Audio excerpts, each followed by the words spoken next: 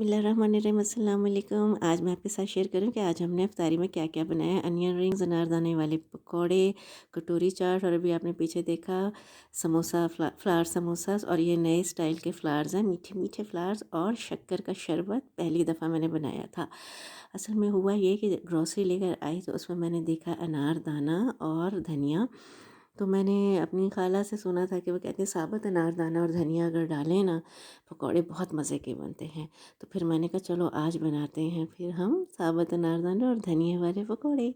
तो आप स्क्रीन में देख रहे हैं मैंने बेसन घोल लिया है, सब्जियां काट ली हैं और अब मैंने बेसन में मिक्स कर दी हैं और मैंने साबुत अनारदाना और मोटा मोटा कूट के ना साबुत धनिया फिर डाला था और इसको मीडियम हीट पे मैंने अच्छी तरह फ्राई कर लिया। बड़े क्रिस्पी बने हैं और बड़े मज़े के बने थे। ये ब्लॉग में नेक्स्ट डे ना रिकॉर्ड कर रही हूँ। अच्छा, और साथ ही आपने देखा था मैंने अनियन रिंग्स के लिए अनियंस के स्लाइसेस काटे थे, वो भी बड़े अच्छे क्रिस्पी बन गए थे।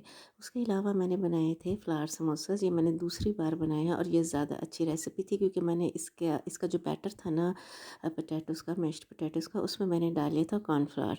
उसकी वजह से आप देखें ऑयल हमारा बिल्कुल क्लियर है, ये बिल्कुल भी इसका जो बैटर था ना वो नहीं निकला, बहुत टाइट टेक्सचर है। और फिर एंड में मैंने इसके सेंटर में कोरिएंडर बारीक कटा हरा धनिया डाल दिया था। दूसरी ये रेसिपी भी मैंने आपसे शेयर की हुई है, उसके भी मैंने स्क्वेयर्स काटे थे, वो रोज़ बर्ड्स, क्रिस्पी रोज़ बर्ड्स के नाम से है।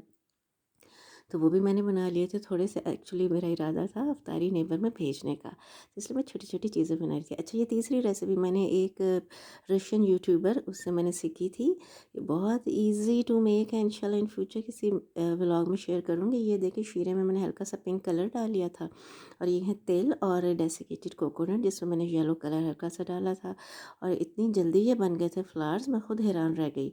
अभी मेरे पास कटर नहीं था मैंने खुद ही शेप दी थी पेटल्स की। और ये भी देखें कितने क्यूट लग रहे हैं और बिल्कुल बहुत ही खूबसूरत, मुझे तो बहुत अच्छे लगे। अच्छा, हमने उसके अलावा बनाई थी चाट, चना चाट। और ये देखिए कटोरी मैंने पहले ही बना के रख ली थी, इसके बेस में मैंने हल्का हल्का सा लगा दिया था ये पोटैटोज़, मैश्ड पोटैटोज़। ये है चिया सीड्स को हमने भिगो दिया था गुड़ वाले शरबत के लिए, शक्कर का शरबत एक्चुअली, और ये है शक्कर।